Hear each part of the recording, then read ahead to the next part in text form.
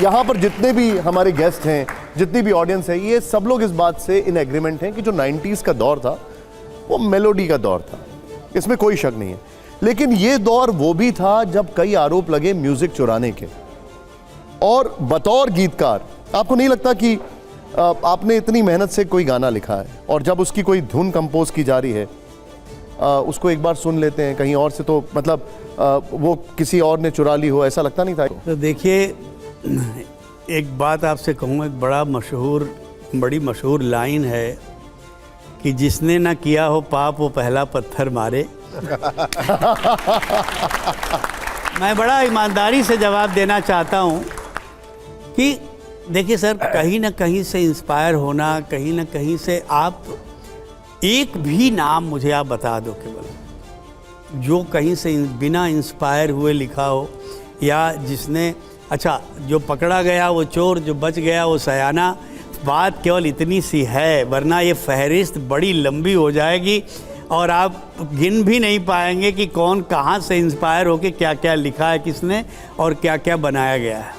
आप इतनी साफगोई से चीज़ें रख रहे हैं, आरोप लगते रहे, इसलिए एक सफाई का ये मंच भी है। वैसे अपने दर्शकों को बता दूं, जो आपने अभी सुना था वो जो राइट साइड में आप सुन रहे थे वो नदीम श्रवण का था, और जो आपने पहले सुना था वो नुसरत नज़ीर का गाना था, जिसको कहा जा रहा है कि वो एक तरीके से इंस्पायर्ड है आज की तारीख में, आज की शब्दों में। खैर, कितनी खूबसूरत लाइन है, तू प्यार है किसी और का, तुझे चाहता कोई और है। लेकिन पाकिस्तान के एक मशहूर शायर हैं सलीम कौसर, उनकी एक मशहूर गज़ल है जिसे जगजीत सिंह ने भी गाया। उसका शेर है, मैं ख्याल हूँ किसी और का, मुझे सोचता कोई और है, सरे आईना मेरा अक्स है, पसे आईना कोई और है।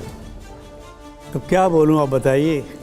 अभी मैंने आपसे बोल दिया कि इंस्पायर होना कोई बुरी बात नहीं है, और ये सिचुएशन इतनी खूबसूरत थी। मैं आपको बताऊं, साहिर साहब का,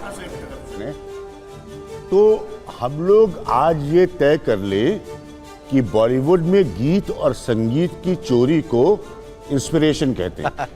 बेटर है, अगर ये मान ले तो बेटर है। अगर मान ले तो बेटर है, बेहतरी उसी में है। गीत संगीत की चोरी इंस्पिरेशन है, बेहतरी उसी में है। जब चोर म्यूजिक डायरेक्टर्स आपके पास आते थे, रिकग्नाइज चोर है, चाहिए मैं सबका नाम गिना दूं आपको, तो आपको कैसा लगता था? क्योंकि आपको गाना लिखना था और वो धुन चोरी करके नहीं, मगर भैया देखिए, कुछ चीज़ें तो हमको खुद को पता भी नहीं होती थी कि कौन सी चीज़ कहाँ से आई है। अभी भी बहुत सी चीज़ें जो आती हैं मुझे खुद पता नहीं होता, बाद में पता चलता है कि ये चाइनीज ट्यून है, पर्शियन ट्यून है, अरबी ट्यून है। अगर पर्चे से मैं आ रहा हूँ, देखिए मैं आपको बताऊँ, जो गाना था आपको याद होगा कि जब भी जी चाहे नई दुनिया बसा लेते हैं लोग, एक चेहरे पे कई, ये किसकी लाइन थी आपको पता है?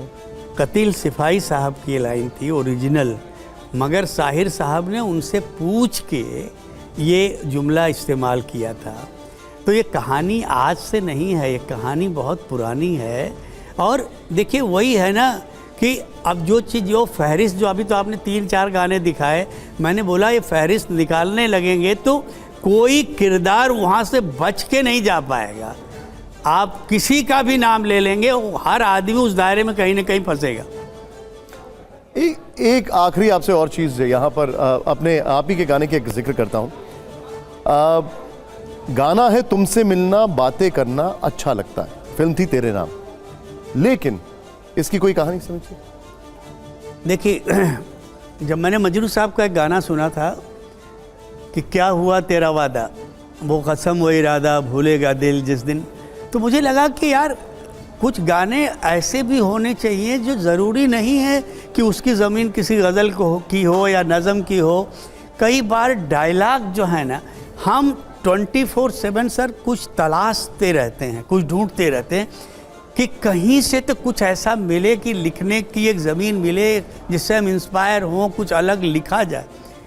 तो ये जुमला मैंने लिखा नहीं, किसी ने मुझे फ़ोन पे बोल दिया यार आपसे बात करना, आपसे मिलना बड़ा अच्छा लगता। अरे मुझे लगा यार ये तो मुखड़ा दे के चला गया, तुरंत मैंने लिख दिया तुमसे मिलना बातें करना अच्छा लगता है।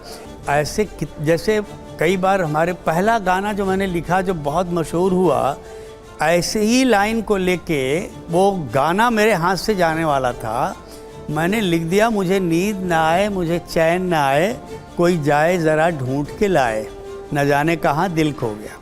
अब डायरेक्टर ने कहा कि यार ये लाइन 500 गानों में आई है, मुझे नींद ना आए, मुझे चैन ना आए।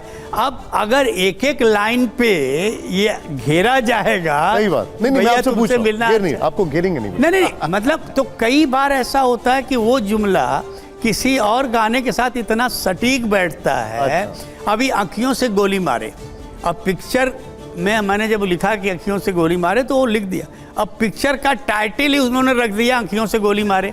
अब मैं अगर आँखियों से गोली मारे यूज करूं तो कहा जाएगा कि यार आँखियों से अभी देखिए शैलेंद्र जी का बहुत बड़ा हिट गाना हर दिल जो प्यार करेगा वो गाना गाएगा सैकड़ों दीवाना सैकड़ों में।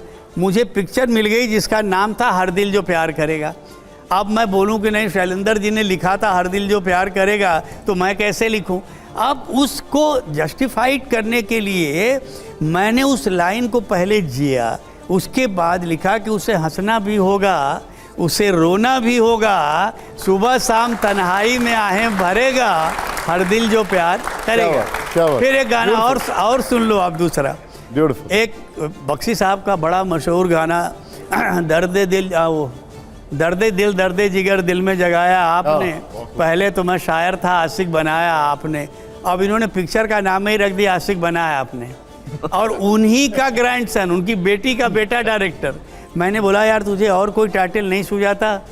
वो तो थैंक्स टू हिमेश ने बोला कि सर घबराइए मत, ऐसी मैं ट्यून बना दूंगा कि उस लाइन का, तब उसने जो गाना बनाया आपको याद होगा, आशिक बनाया आशिक, वो किसी को पता भी नहीं चला कि वही लाइन। समीर जी एक बार जोरदार तालियां हो जाए पहले तो।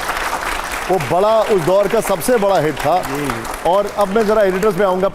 दिनेश सर, ये मैं देख रहा था आपकी ऐसी लाइनें जो ऐसा लगता है बेसाख्ता निकली हो, जैसे अभी ये कि तुमसे मिलना बातें करना अच्छा लगता है। अब शैलेंद्र जी का वो गाना जिसमें वो कहते हैं कि उनको गाना लिखने के लिए कहा गया था और रात में वो बेचैन थे, उनको लाइन नहीं सूझ रही थी, खिड़की खोल के खड़े हुए थे, चांद दिखाई दे रहा था, तो उन्होंने लिखा खोया खोया चांद खुला आसमान, आंखों में सारी रात जाएगी, तुमको भी कैसे नींद आएगी। ये जितनी अच्छी और सीधे हिट करने वाली लेखन है इस तरह का, वो ऐसे ही बेसाख्ता होता है क्या? जब बहुत दिमाग बहुत जटिलता आती है तो क्या थोड़ा सा गड़बड़ाता है मामला? एक और दूसरा, ये राइटर्स ब्लॉकेट क्या होता है? क्योंकि कहते हैं जब आपका शौक आपका पेशा बन जाए, हर दिन आपको वो काम करना पड़े, तो आपके लिए मुश्किल हो जाता है। कभी कभी कुछ लिख देना ठीक है, लेकिन रोज लिखना हो, टाइम आपको मिला हो कि इसके भीतर भीतर लिखना है, वो लिखना हो, तो ये मुश्किल होता है। आपका अनुभव इस पर क्या कहता है? या आसान, सचमुच जब मैं मुंबई गया ना, तो मेरा पहला इंटरव्यू यही था कि आसान लिखना बहुत मुश्किल है, मुश्किल लिखना बहुत आसान है। ये आसान जो लिखा जाता है, ये एक मुश्किल दौर से गुजरने के बाद वो आसानी आती है। जब आप गालिब से लेके, मीर से लेके, जौक से लेके जब आप सबको पढ़ लेते हैं, तब उन आसान शब्दों में कहीं ना कहीं वो गहराई नज़र आती है। शैलेंद्र जैसे शायर ने जब लिखा कि तेरे मन की गंगा मेरे मन की जमुना, बोल रहा था बोल संगम होगा, इससे आसान क्या हो सकता है? मगर उसके अंदर का ख्याल देखिए। तो आसान लिखना आसान नहीं है, बहुत मुश्किल काम होता है। जो बात आपने कही कि हर दिन वही लिखना और गिन के वही 7 सिचुएशंस हैं, तभी ये जो आरोप प्रत्यारोप जब लगते हैं ना आपके ऊपर कि आप इतने मोनोटोनस हो जाते हैं, वही करते करते करते आप ढूंढते रहते हैं कि कोई तो गली मिले, कोई तो रास्ता मिले, कि एक नया ख्याल कहीं से पैदा हो। आप लोगों ने जो लिख दिया सर, वो अभी तक देखिए पीढ़ियां गुनगुना रही है, ये बच्चे गुनगुना रहे हैं। आपने कम से कम 91, 92, 93 में जो लिखा होगा, वो तू जहाँ जहाँ चलेगा मेरा साया साथ होगा, आज भी लोगों के जुबान पर वो आता है। वो 60-70 साल हो गए, आज जो गाने लिखे जा रहे हैं, इनकी शेल्फ लाइफ दिमाग में उतनी ज्यादा क्यों नहीं है? मतलब ये चढ़ते क्यों नहीं है उतने? मगर एक बात बताइए कि सेल्फ लाइफ है किसकी आजकल? रिश्तों की कोई सेल्फ लाइफ है?